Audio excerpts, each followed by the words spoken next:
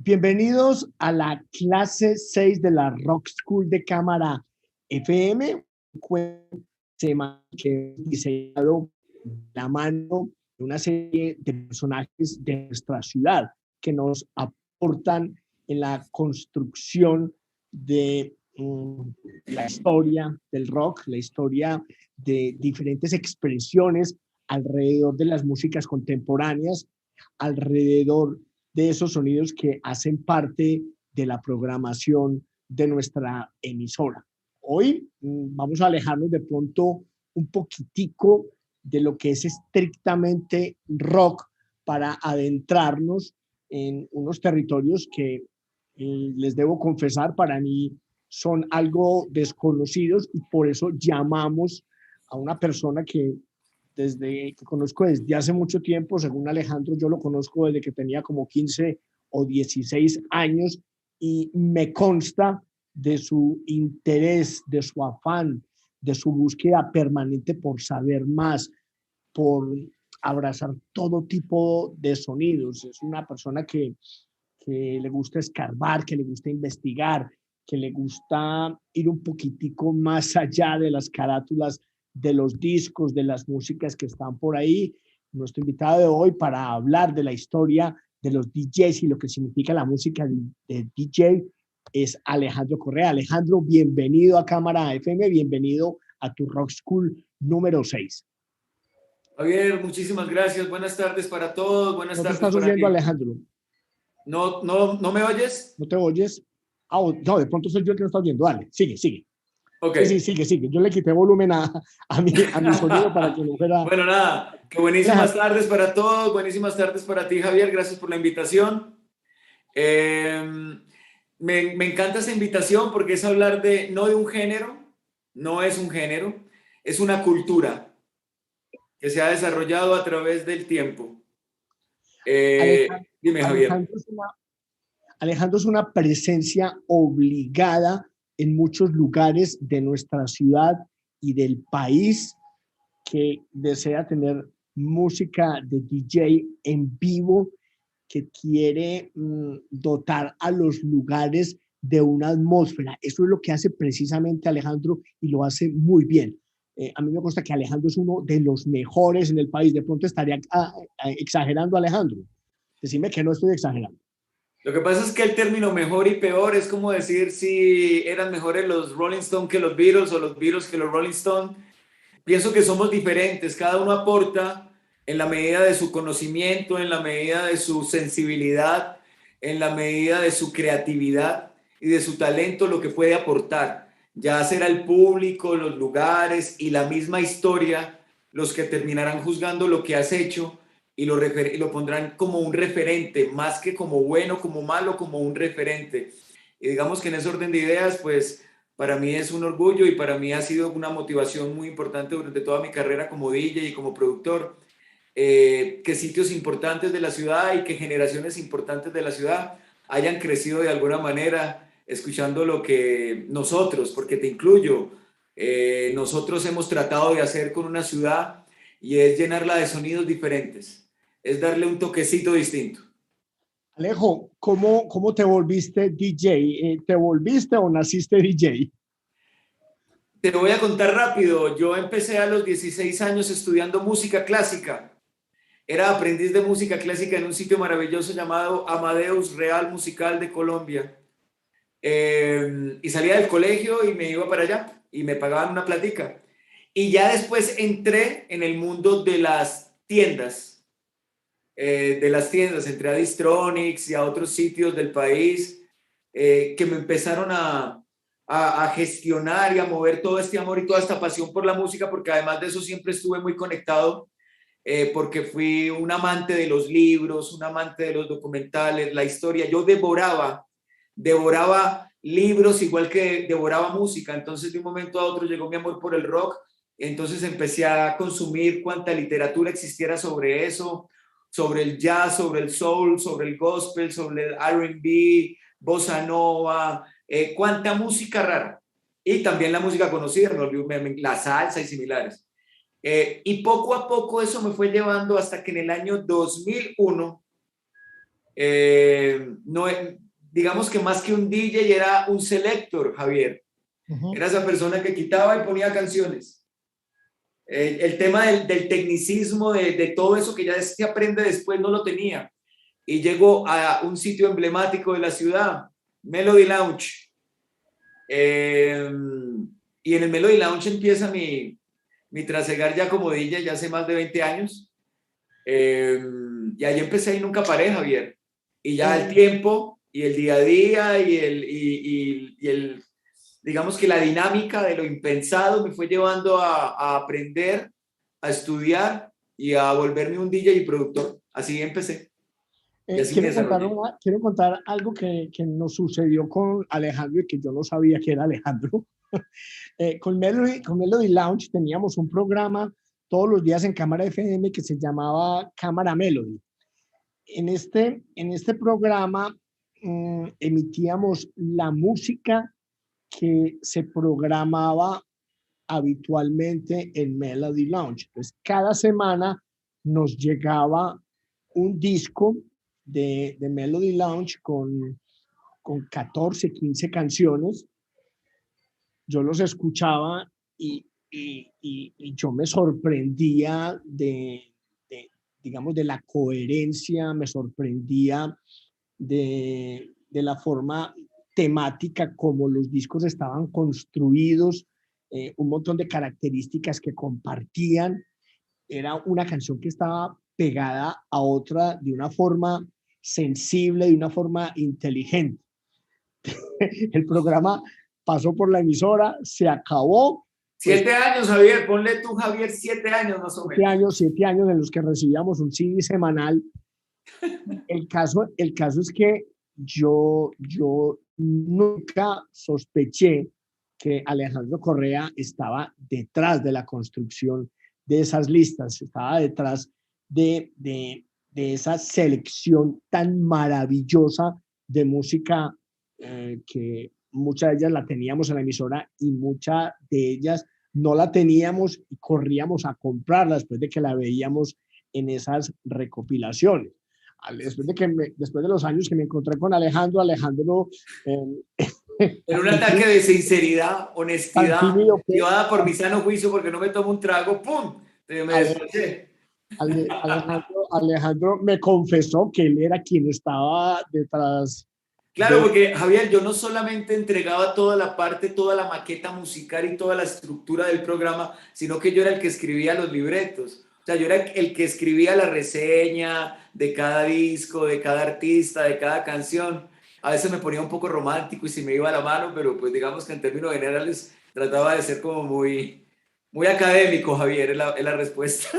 Extraordinario. Entonces yo creo que ya mucha gente tiene una idea más o menos clara de quién es Alejandro Correa, qué es lo que ha hecho Alejandro Correa, y desde esa perspectiva es importante que empecemos a exprimir a Alejandro para que nos cuente la historia de los DJs. Y obviamente tocaremos algunos puntos malucos, pues no muy malucos, con respecto a los prejuicios que existen alrededor de lo que hacen los DJs. Alejandro, uno tiene la idea de que los DJs son estos tipos que hoy día vemos frente a unas consolas mezclando música para fiestas, son, digamos, personajes que son pagados con unas cifras exorbitantes que pueden convocar hasta 100,000 personas como si fueran cualquier Rolling Stones. Pero la verdad es que la historia DJ empieza muchísimo más atrás, quizás en la década del 20, el 30. Hombre, Javier, te lo voy a decir así, tendríamos que remitirnos prácticamente a 1857, cuando León Scott inventa el fonoautógrafo, que después se convertiría en el fonógrafo y que Tomás Alva Edison convertiría en sus maravillosos y espectaculares cilindros de fonógrafo, que son los que realmente después terminarían dando todo el tema del sonido. Y que ya en el año, ¿cómo se llama? Cuando ya viene Emily Berliner, que sería el que construiría todo el tema de cómo hacer los discos, los discos de vinilo, que serían los que cambiarían la historia en dos, porque llegaría el maravilloso mundo de la radio, Javier. De la radio como la contemplaríamos de aquí en adelante a partir de 1900. Porque antes lo que pasaba en la radio, todo era en vivo. ¿Me entiendes? Tú como director de tu emisora, programador, pues si querías escuchar X o Y cosa, te tocaba llevar el grupo, la cantante, lo que fuera completico. Pero cuando llega ya la industria del disco como tal, hay un cambio absoluto, porque las emisoras ya no necesitaban reproducir en vivo, sino que tenían la oportunidad de empezar a reproducir con los discos. Y se dice que el primer disc jockey de la historia, disc jockey, no DJ, sino el disc jockey, sería Ron Nelby. Ron Nelby era de Estados Unidos, de California, y a sus 16 años, digamos que logró el beneplácito, el gusto, logró el visto bueno del programador de emisoras más importante, el dueño de emisora más importante de California, y él le dijo, yo quiero poner discos. Y le dijo, te voy a crear un espacio en la emisora para que pongas tus discos. Pues él empezó a poner sus discos. Y te voy a decir cuál era uno de los artistas o el artista que él más usaba, porque era el que más fuerte sonaba y el que mejor calidad tenía. Digamos que el Bocato di Cardinali, el primer DJ de la historia, se llamó Enrico Caruso. ¿Por qué? Porque sus discos estaban muy bien grabados por el tipo de música que hacía Javier. Entonces era Enrico Caruso en su apogeo musical, el mejor tenor de la historia, cantando Nessun Dorma, cantando Baglio Restai Così, el Usce Van Lestel, a todo pulmón, arias de ópera, y él ponía eso en la emisora a lo que daba en los discos. Él fue realmente el primer disc jockey de la historia, 1922. Tenías toda la razón, arrancamos en los 20, Javier. Alejandro, el disc jockey no es única y exclusivamente un tipo que pone un disco, una canción detrás de la otra. Detrás, digamos, de ese proceso mecánico debe existir una intención, debe existir digamos, una idea clara de qué es lo que quieres transmitir, porque es que poner una canción detrás de otra lo puede hacer cualquiera.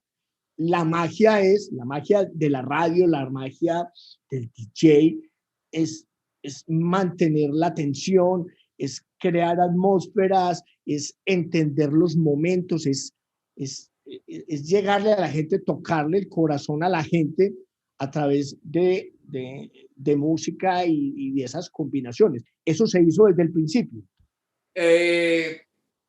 Digamos que lo que se hizo desde el principio, Javier, tanto a partir del 2022, ya después llegaría en el año 35, que se acuñaría el término disc jockey, que viene disc, de lo que los gringos interpretan como los discos, y el jockey es como el jugador de. Entonces era el jugador de discos, por eso se llama disc jockey, como el del caballo.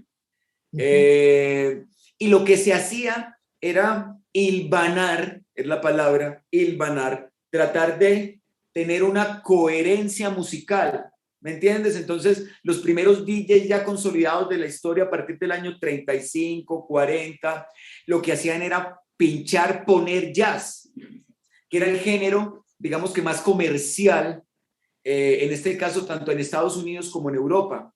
Cada una de sus vertientes, desde el swing, pasando por el big band, pasando por la época dorada de las cantantes o lo que fuera, era tratar de que el disc jockey que estuviera en ese momento en la emisora supiera cuál era la canción que debía poner, porque en esa época pues no existía el tema de un tema tan comercial como tal, sino que era un tema apenas como de introducción hacia la radio.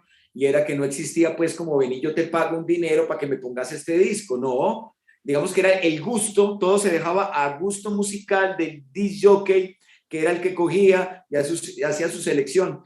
Ya con el paso de las décadas, Javier, eso ya se fue modificando y se fue cambiando. Lo que pasaría entre el 50, digamos que lo que pasaría entre el 50 y el 60 sería significativo y muy importante. Porque uno, digamos que lo que pasaría, y esto lo sabes tú más que nadie, digamos que la consolidación de géneros musicales ocurriría, los géneros musicales que después cambiarían, modificarían e influenciarían todo lo que ha pasado hasta el día de hoy, pasan entre el 50, 60, 70 y de pronto un poquito el 80. ¿Estamos claros? Ajá. Exacto, que ya es todo lo que pasó con el rock, que ya es todo lo que pasó con el funk, con el soul, que si lo mezclamos, lo que pasa en los 70s con el funk, con el soul y un poquitico de pop, es que lo meten en una coctelera y nos da como resultado la música disco. Ujú. La música, epa.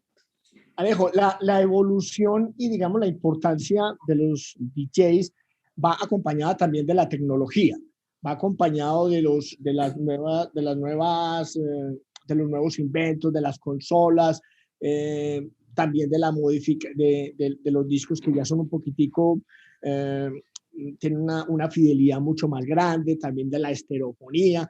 En fin, hay un montón de elementos que contribuyeron a que el trabajo del DJ fuera cada vez, digamos, más importante y fuera definitivo en la creación de gustos particulares, en el impulso de músicos particulares. Obviamente todo esto desencadenó en algún momento en delitos como lo de la payola, todo esto lo que y que, y que puso en tela de juicio el verdadero papel de los DJs. Contanos en términos tecnológicos si hay unos brincos, unos saltos muy grandes entre los 50 y el 60, porque es que el verdadero esplendor, cuando se empiezan ya a generar las superestrellas en la radio, los DJs que son unas superestrellas, se da es precisamente de la mano de la tecnología, de la mano de ciertas músicas y de mano también de influencia que estos tipos ejercían sobre el gusto de la gente. Exacto. El primer paso importante, Javier, es que en el 50 llega la creación del mixer como tal, como lo conocemos, como lo concebimos, el mixer. ¿Ok? Igual era muy básico en sus principios, pero digamos que te daba la oportunidad como pinchador, como DJ de radio o como estos que empezaron a tener, te voy a decir más o menos los años para ubicarnos un poquito, Javier. Digamos que Jimmy Savile en el año 43 es el primero personaje que organiza una fiesta de baile donde el personaje principal es un tipo poniendo y quitando canciones. O sea, no hay música en vivo. Año 45, 43, perdón. Él organiza una fiesta en la calle y coge sus equipos, lo que había en esa época y su cosito y empieza a quitar y poner canciones. Es considerado la primera fiesta de la historia con discos. Y ya después llega el año 47, donde llegaría nada menos y nada más. Nos toca ubicarnos en París, Javier, París. Y oigo, ojo con este nombre, Whisky a Go Go. Whisky a Go Go es la primera discoteca, o como dirían los franceses, la discoteca de la historia. ¿Por qué? Porque son los primeros que dicen un día, no vamos a traer más espectáculos en vivo, sino que vamos a aprovechar el fenómeno de lo que están haciendo los DJs, los DJs en la radio y vamos a poner un peludo que sepa de música a poner y quitar canciones. Es la primera discoteca de la historia, Whisky a Go Go en París. Anóteme el dato. Entonces, qué maravilloso dato, Alejandro. Pues, por favor, no quiero interrumpirte. Seguí ok. radiando. Ya en el 50-53, no recuerdo en este momento el nombre de la marca, pero son ellos los que desarrollan el mixer. Entonces, le pasan al mixer al DJ y dice, ¿cómo así? Yo puedo manipular altos, bajos, medios, gain, ganancia. Yo puedo hacerlo. Sí, claro.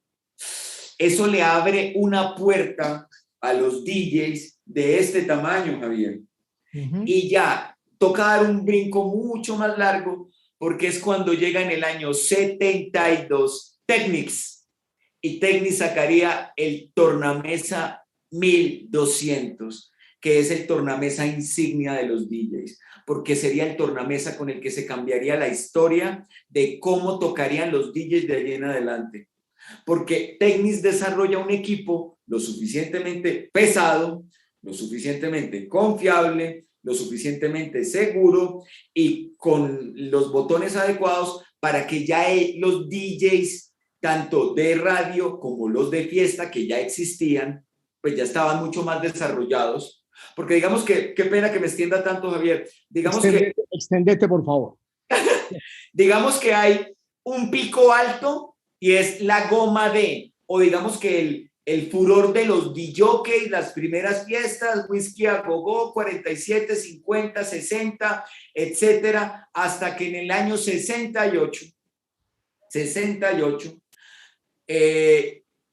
digamos que todo el tema de las discotecas como tal, se baja la fiebre porque los dueños de discotecas, bares, restaurantes tienen que cambiar el formato porque la gente ya estaba pidiendo, no al man que quitaba y ponía canciones, sino a lo que estaba matando de amor al mundo en ese momento. ¿Y cómo se llamaba, Javier? Se llamaba rock and roll. Estamos hablando del 68. ¿Me entiendes? Estamos hablando del apogeo del rock, del rock and roll, estamos hablando de Beatles, estamos hablando de Rolling Stones, estamos hablando de lo que pasaba en Inglaterra, en Estados Unidos. Entonces ese formato como tal fue reemplazado por las bandas, ¿me entiendes? Como los sitios necesitaban llevar 4 o 3 peludos a tocar, porque era lo que les vendía. Entonces los clubes, las discotecas bajaron, pero le dieron paso a otra cosa. Y esa otra cosa tendría una influencia venida de Jamaica, Javier. Esa influencia venida de Jamaica se llamarían los sound systems. Epa, Javier, mira la cara. Los sound systems consistían en que estos manes montaban en una van, en una camioneta, en una Volkswagen, lo que fuera, unas picó de este tamaño, un par de peludos y armaban la fiesta en la calle. Entonces la gente en Estados Unidos, en Inglaterra, empezó a hacer lo mismo en campos, en parqueaderos abandonados, en calles, en barrios. Empezaron a llevar la música a las calles, porque ya no estaba en los clubes, porque en los clubes estaban los rockeros. Entonces empezaron a gestar 2, 3 tribus urbanas o culturas urbanas, aparte, los que iban a ver a los rockeros, los que bailaban afuera en la calle, o los que armaban su fiesta hippie en otro lado. Entonces, nada, Javier, hablo mucho. Pregúntame más. Esa cultura que exportaron los jamaiquinos, Sí, no solamente en forma de pickups y de sound system, también estaba acompañada de la música de ellos, una música que tocó y que modificó para siempre la cabeza de un montón de artistas, comenzando por Police, por citar apenas uno. Puedes imaginar el impacto que recibieron estos muchachos blancos al ver todo este movimiento y todos estos sonidos que venían de Jamaica y que implicaban un conocimiento enorme de música, porque esta gente también cuando se fueron para Inglaterra y cuando se fueron para Estados Unidos, se fueron con docenas de discos que se imprimían de una forma más o menos artesanal en Jamaica. Entonces trasladaban toda esta música y empezaron a dar a conocer un montón de músicos, entre los que pues ya estaba Bob Marley. Claro, estaba The Wailers, estaba un montón de gente. Peter Tosh, etc. Y todo esto, Jamaica te regala y le regala al mundo el sound system, le regala las fiestas afuera, le regala el reggae, le regala el dub, le regala... mira todo lo que regala Jamaica y se lo regala tanto a Inglaterra como a Estados Unidos.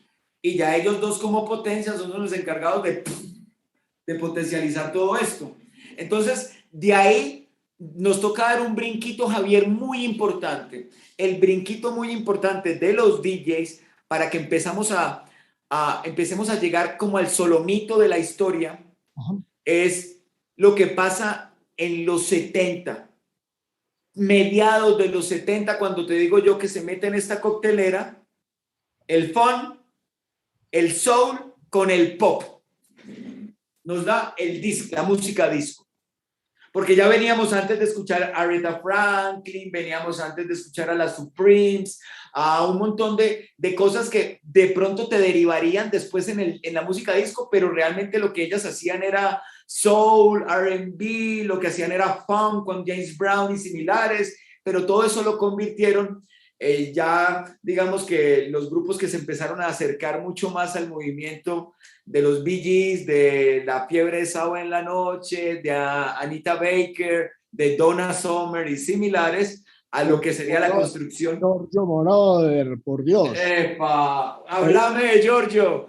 Acuérdate, my name is Giovanni Giorgio, but everybody call me Giorgio. Alejo, yo creo que sería muy importante en este momento de tu historia contar las implicaciones, todo lo que surgió desde Detroit. En Detroit pasó tanta cosa, Javier. Claro, preguntarle al rock, preguntarle a Kiss, preguntarle al techno. Claro, en Detroit había unos movimientos musicales que yo creo que apenas los estamos reconociendo. La cantidad de músicos de Detroit que entraron en contacto con los sintetizadores y crearon una música electrónica que fue puesta al servicio del baile, al servicio de la música disco, y todo lo que estaba pasando a mediados de los 70 es impresionante. Uno empieza uno a ver todos estos combos negros, empezás a ver a The Floaters, empezás a ver a Radio, el grupo que tenía Ray Parker Jr., empezás a ver cualquier cantidad de bandas de esa época, que eran 4 o 5 artistas cantando y que tenían unas coreografías maravillosas, pero el entramado musical es fascinante. Además que era una ciudad absolutamente dicotomática, equidistante entre una cosa y la otra. En Detroit al mismo tiempo se podía hacer un rock muy pesado, el glam rock, y de un momento a otro en otra cultura o en otro espacio musical pasábamos del house que venía de Chicago y lo íbamos transformando en lo que después sería el techno de Detroit. O sea, era una ciudad absolutamente rica. Como diría aquí, ¿cómo es? Destroy Detroit. Es muy importante, Javier, espérate que hemos hablado tanto de tantas cosas maravillosas que nos faltó alguien muy importante. Este alguien muy importante sería nuestra primera super, hiper, mega estrella. ¿Ok? Nuestra primera super, hiper, mega estrella vendría de Estados Unidos y se llamaría Francis Grasso. Francis Grasso. Te voy a explicar por qué es tan importante Francis Grasso. ¿Te acuerdas lo que me decías ahorita al principio de los DJs que solamente quitaban y ponían canciones? Pongo una canción, se va acabando, le voy haciendo el bajoncito y lo que hago es que la otra suba y ya, pero realmente no hay nada más ahí. Además de mi conocimiento musical, kinestesia y similares que son muy importantes, como selector. Pero como DJ, el que coge el tablero de ajedrez, lo vuelve nada, lo tumba de la mesa y vuelve a empezar, se llama Francis Grasso, porque Francis Grasso crea una cosa que se llamaría dame un segundo. El beat matching. Te voy a explicar qué es el beat matching, ¿vale? Esto se llama beat matching para dummies. Ahí voy. Él se inventó la técnica en que iba poniendo una canción, iba sonando la canción, iba sonando ahí, no sé, ponle cualquier cosa. Born to be Wild, de Steppenwolf, iba sonando. Taran, tan, tan, tan, tan, taran, ta, ta, tan. Y él en el otro lado no esperaba a que la canción se acabara para poner la otra, sino que lo que él dijo un buen día fue, epa, mírale la cara a Javier, yo puedo poner la canción que sigue encima de la que está sonando, ojo con este dato, sin que la gente de afuera ni cuenta se dé. Entonces, ¿qué empezó a hacer? Empezó a contar, ta, pa, pa, a ver, caiga la nota, ta, pa, pa, y que la canción que iba a poner, el tiempo, el 2x3, el 3x3, el 4x3, debía caer en el mismo tiempo, ¿verdad? ¿Cierto? Para que al mezclar Born to be Wild de Steppenwolf con, no sé, con cualquier otra canción de rock, con Love is ¿cómo se llama? Love is Like the Ocean, de pam, pam, pa, pa, pa, pam, pam, pa, pa, pa, pam, de cayera con el otro que estaba en pam, pa, pam, pam, y cuando menos pensaba la gente, él unía las canciones, bajaba la una, le quitaba cuerpo Nadie se dio y cuenta. la subía. Él inventó el beach, lo que conocemos como los DJs como tal hoy. Él lo inventó en el año 68. La locura no lo hacía nadie más, Javier. Nadie más. ¿Me entiendes? Les tocó a los demás empezar a copiar de oído la técnica porque él no iba a ser tan tonto de montar una escuela de lo único que sabía hacer era él para que los demás supieran. Pero empezar, él fue el que creó la técnica, tanto esa como la que conocemos del scratch, que es que mientras un disco va sonando, lo paramos, lo devolvemos y lo volvemos a lanzar para que haga... Eso lo inventó él. Pues fue tan superestrella Javier que fue novio de Liza Minnelli y era el mejor amigo de Andy Warhol, visitaban Estudio 54, perdón, en esa época todavía no estaba Estudio 54, pero era muy amigo de los dueños que ven, dicho, él era una superestrella, Javier.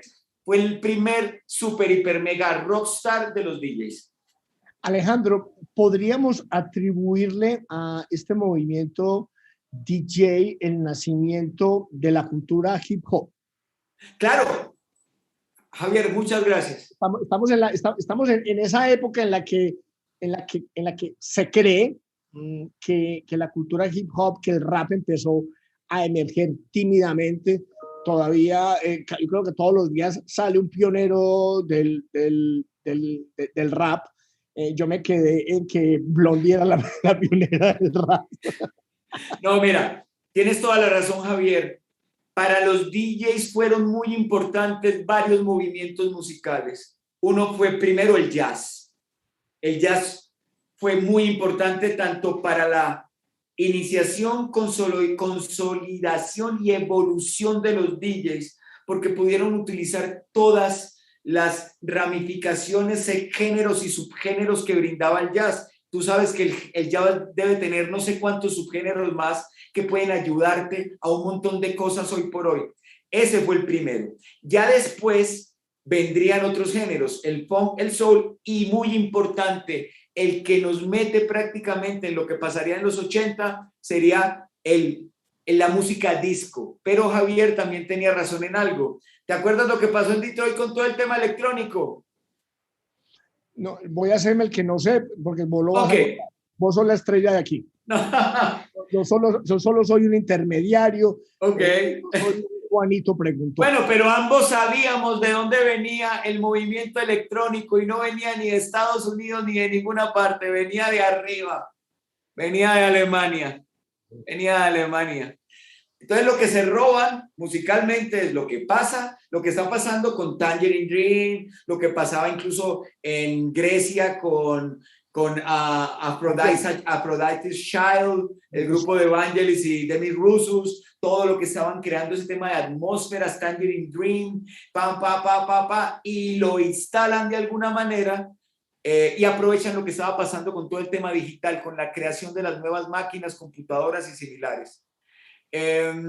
Entonces, tanto lo que estaba pasando con Alemania, con su música electrónica, con lo que venía pasando con el jazz, con lo que venía pasando con la música disco, y cuando ya entramos a los 80 y todas estas culturas negras de New York, de Brooklyn, de Chicago, de Detroit, cogen todas estas mezcolanzas y las aprovechan para el bien de su música que apenas están creando. Es donde la cultura DJ emerge. Es así como tenemos, por ejemplo, la creación en el 81 del house music, que es creado a partir de un sitio que se llama el Waterhouse en Chicago, donde había un señor que se llama Knuckles, bueno, un DJ negro muy grande, muy conocido, que empieza a pinchar música disco con lo que estaba pasando en Europa, con la música electrónica y eso le empieza a dar como fusión la música house, que es llamada así por el sitio donde tocaba. Y allí empieza realmente lo que conoceríamos como la cultura de los DJs, esos DJs que eran capaces de crear música a partir de lo que hacían con dos vinilos y lo que hacían con lo que ellos llaman el jugar con los discos, el jugar con los el MC. Ellos crean música de la nada a partir de los vinilos y empiezan a crear música de la nada a partir del remix, que es coger una canción original, Javier, coger a Nina Simone, coger a Edith Fischer, coger cualquiera de estos monstruos, coger el disco original y empezar a deconstruirlo para construir otra cosa. Eso se llama el remix. Eso es un remix. Alejandro, yo a veces tengo dificultad para reconocer tantos géneros que existen. Es como el metal, speed metal, death metal, no sé qué metal, son como 38 metal y conozco gente que es capaz de reconocer las 38 categorías de death metal. Con la música que se genera desde los DJs, a mí todavía se me hace muy complicado, se me hace muy difícil ver a un DJ como un creador. Yo lo veo más bien como un recreador, ahorita dijiste una expresión, me parece muy correcta, muy acertada, un deconstructor y un rearmador de canciones, pero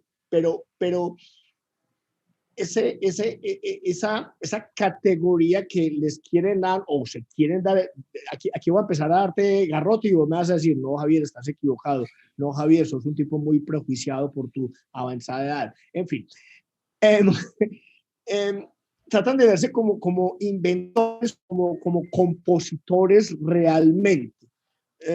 Yo creo que eso es un poco pretencioso, es un poquitico ya como salirse de los cauces normales. Decime que estoy equivocado, decime que tengo parte de razón. Contame cómo es el cuento verdadero de lo que hace un DJ cuando está parado frente a una escena, ya con un montón de recursos tecnológicos, porque hoy día las máquinas y lo que existe para generar este tipo de sonidos, para hacer las mezclas, para meter cosas pregrabadas, en fin, son infinitas, las posibilidades son infinitas. Yo he escuchado algunas cosas tuyas cuando vos me dijiste que eras productor, yo no entendí lo que era, cuál era el trabajo tuyo de productor. Me pusiste una canción de Smiths que vos habías producido. Yo dije, pucha, ya sé lo que significa ser un productor. Ya sé que a Alejandro yo le puedo decir que es un productor. Contanos todas esas categorizaciones, contanos hasta dónde va realmente el proceso de creación, de recreación, de copy y paste. Okay. Vamos a empezar, Javier. Esto es muy fácil. Voy a ser muy sencillo. Digamos que hay 4 categorías. 4, ¿vale? Una, el disc jockey. Disc jockey, hoy por hoy. El disc jockey, ¿vale? Disc jockey es aquel que programa música en una emisora o en una fiesta o en una reunión. Es aquel que tiene un conocimiento, tiene el conocimiento de... Dime, Javier. Alejo, un disc jockey es el que pone, el selector es el que programa. No, el selector cumple casi la misma función, pero es mucho más empírico.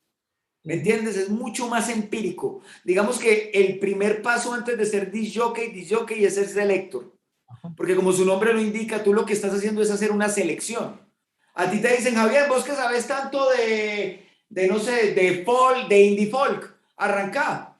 Y él va arrancando y usted se va cogiendo confianza porque tú tienes el conocimiento. Tú eres un disc jockey para lo que estás haciendo ahí. Porque ya el trabajo de DJ es coger la música y empezar a jugar con lo que hablábamos ahorita. Y es que el beat del uno se mezcle con el beat del otro. No es solamente tener el conocimiento de la música, de lo que se va a poner, sino el conocimiento técnico. técnico, ¿me entiendes, Javier? Y es coger una consola que está llena de botoncitos y saber cómo hago para que cuando mezcle, cuando cambie una canción a la otra, me suene perfecto y que nadie sienta como un caballeteo encima, como que le montaron una cosa a las malas, sino que le quedó muy bien hechecito, le suena muy bonito, después sigue una mezcla, después se da el lujo de hacer un filtrico, de jugar con una cosa. Eso es un DJ, ¿vale? También está el disc player. El disc player es digamos que el DJ de hoy, el que sin tener mucho conocimiento desde lo técnico, porque si le soltamos unos vinilos no va a saber qué hacer con ellos, pero digamos que aprovechando estas maquinitas que lo hacen todo, Javier, creo que si le entregamos esta máquina a mi mamá y le decimos qué es lo que tiene que hundir, en 20 minutos nos arma una fiesta, porque es muy simple, la hace todo prácticamente. Esta es la lucha de los DJs de vieja guardia con los DJs de hoy, que no está bien ni lo uno, ni mal ni lo uno ni lo otro, son digamos que formas de trabajar distintas. Unos aprovechan la tecnología, otros reniegan de ella y dicen, no, yo voy a mezclar sin la ayuda del aparato, ¿vale? Lo que pasa es que al público le va a sonar igual, ¿me entiendes? Sí. Le va a sonar igual que lo haga el que lo hace a oído y siendo el más teso, como le va a sonar igual el que lo hace a partir de una máquina y no sé sino mover un botón. Él se llama displayer. Él es un displayer. Es aquel que sin tener ese conocimiento lo hace. Es el que contratan para tocar en un matrimonio, el que contratan para tocar en un bar, en un restaurante, que necesita simplemente poner música y ya, la música adecuada. Esas serían como las categorizaciones. Y por último está el productor musical, que es el que se sienta, Javier, en su estudio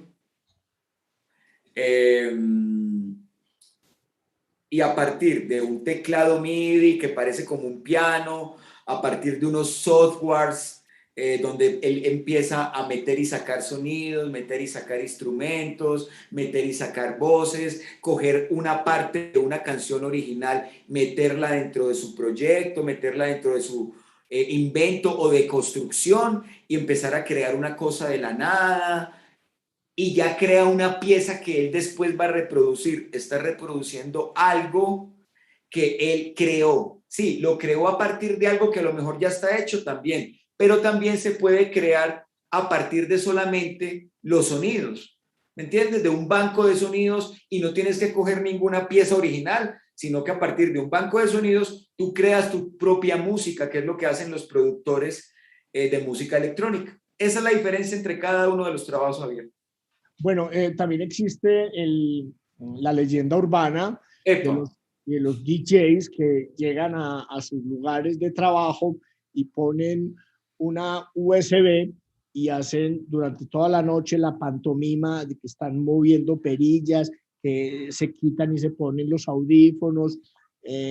Hacen Salen así. a repartir pasteles como Skrillex o duran 2 horas y media en Tomorrowland con los brazos arriba, saltando, saltando, y uno dice, ¿en qué momento están tocando? Por Dios, ¿qué pasó acá? No es un mito urbano, Javier, es la realidad.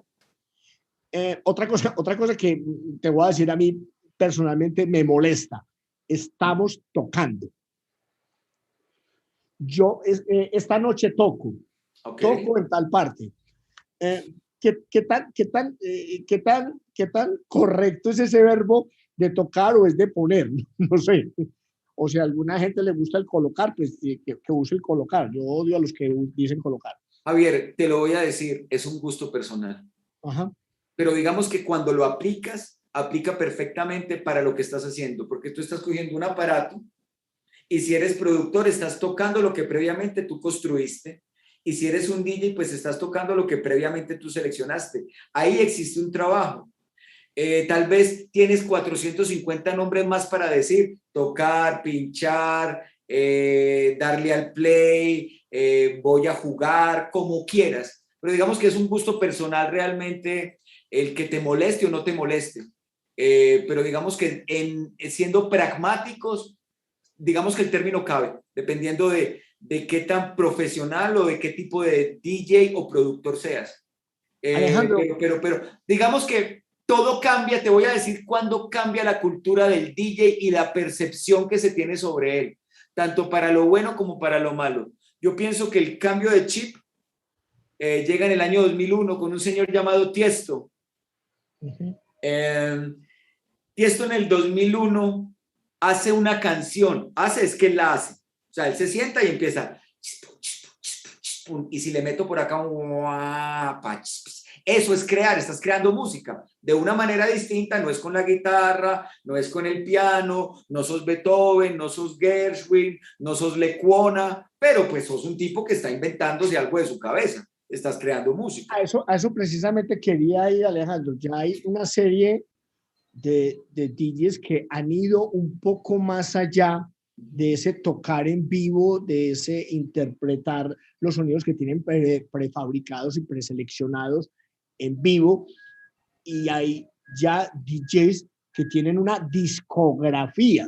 Sí, Es claro. una Tú puedes discografía. coger hoy, por ejemplo, dentro de los géneros que yo toco, que son el house, el deep house, el soulful house y todas esas cosas, el indie dance, el nu disco, y hay tipos como Clapton, como Purple Disco Machine, como Solomon, etcétera, etcétera, que tienen una discografía, y ojo, una discografía de respeto, 3, 4, 5 discos, con invitados súper especiales, son capaces de reclutarte a Mick Jagger y ponerlo a cantar en una canción, en ese orden de ideas. Hay una conexión rock DJs que empezó en la música que tú dijiste, en el hip hop. A ver si tienes buena memoria. No, yo no tengo buena memoria. Vos sos la Ok, experta. ¿te acuerdas? Es en el 80, no recuerdo bien el año, en que Ron DMC llama un día a Aerosmith y les dice, les tengo una canción, ustedes no quieren. Y ellos dijeron, ¿y eso de qué es? No, es que nosotros le pegamos al hip hop. ¿Ustedes qué? ¿Al rock o qué? Fusionemos eso a ver qué pasa. Pero Alejo, Aerosmith ya tenía Rock This Way.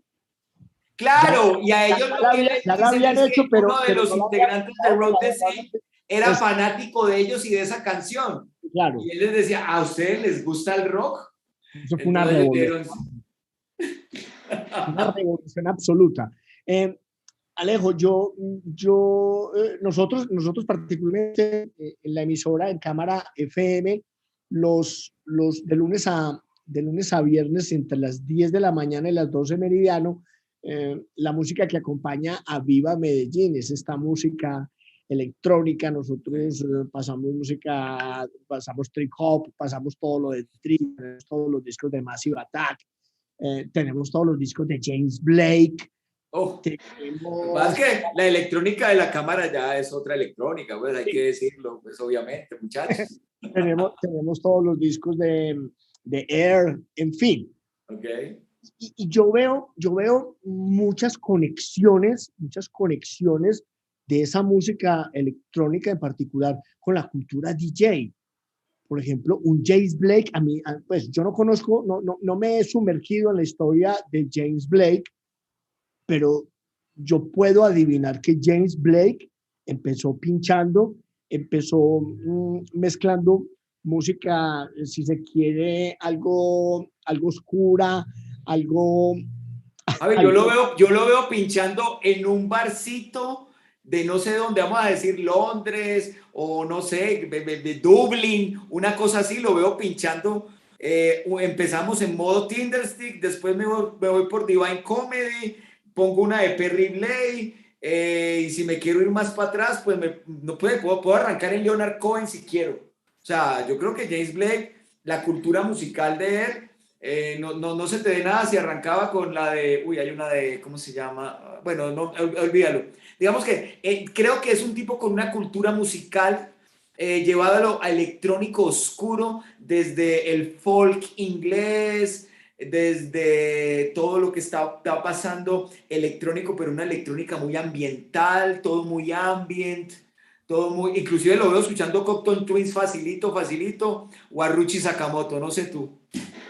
oíste, Alejo. Otra cosa importante que ha creado o que le debemos a la cultura DJ es el haber traído músicas tradicionales de los más apartados rincones del mundo, de Asia, de África, y la han fusionado con, pues, con bases electrónicas de otros grupos. Por ahí, yo alguna vez, no sé dónde estaba, escuché escuché un Trans Europe Express Ok. de Kraftwerk en una versión como salsa o algo así.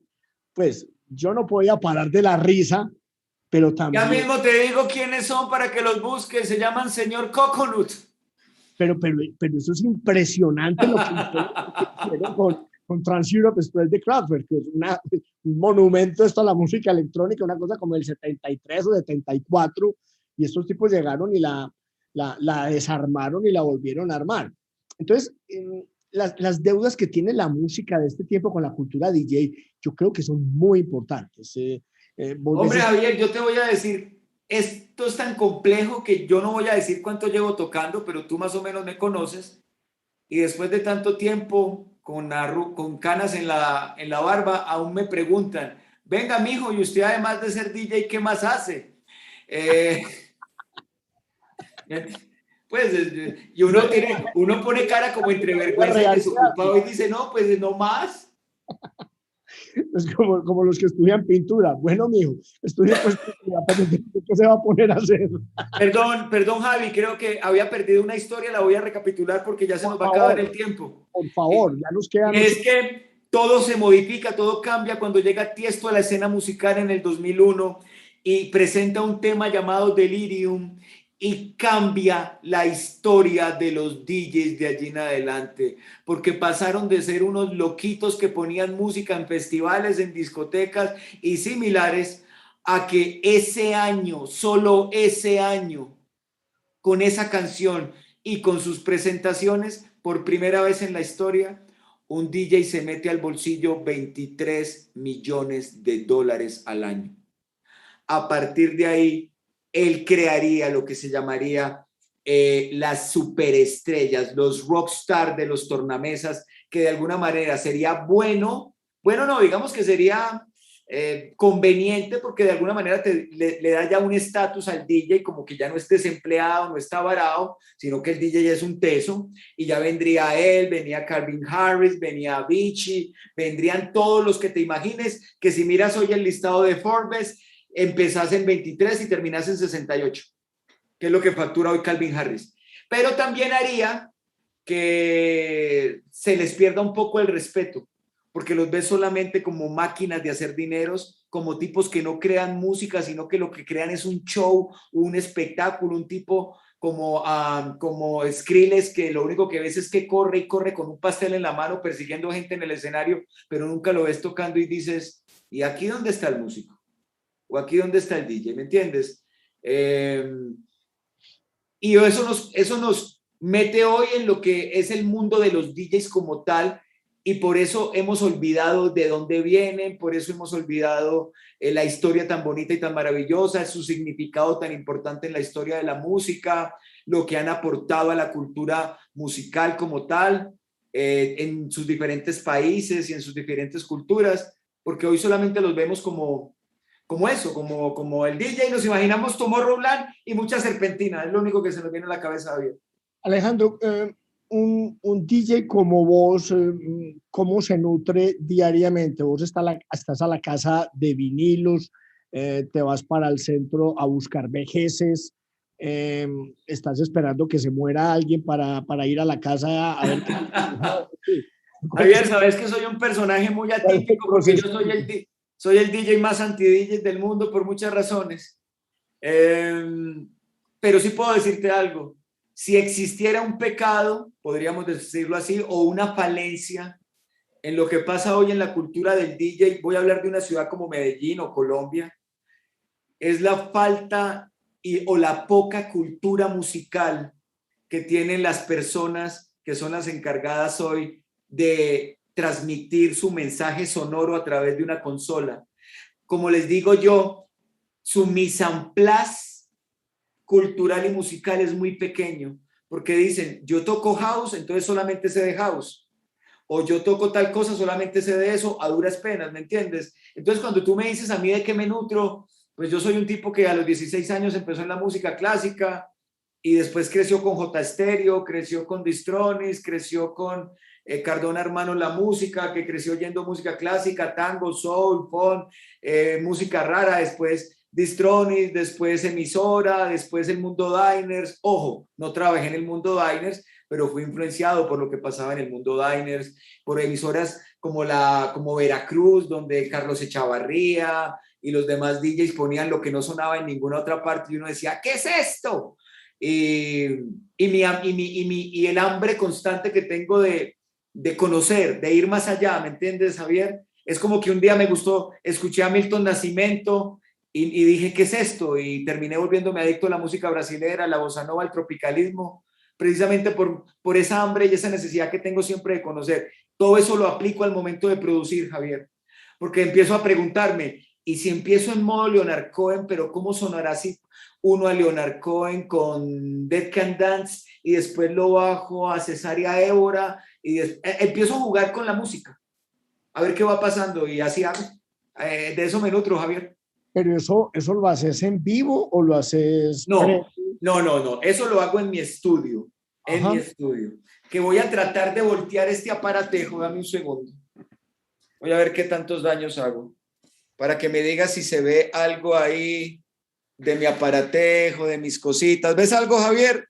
No, yo lo veo todo, veo una impresora, veo, veo un desinfectante, yo veo todo. No, yo digo, ves ahí, pues mi estudio de producción que está compuesto por los parlantes, por el computador, por el pianito, por el MIDI. Es sentarme, yo me siento ahí, Javier, y es como, voy a ver a qué tipo de cliente le voy a tocar esta semana, o qué tipo, cuál es la intencionalidad que tengo. Digamos que yo soy una persona como muy metódica en mi trabajo, muy disciplinada, entonces, independientemente de que tenga 850,000 gigabytes de música en mis computadores, siempre voy a sentir que me hace falta algo.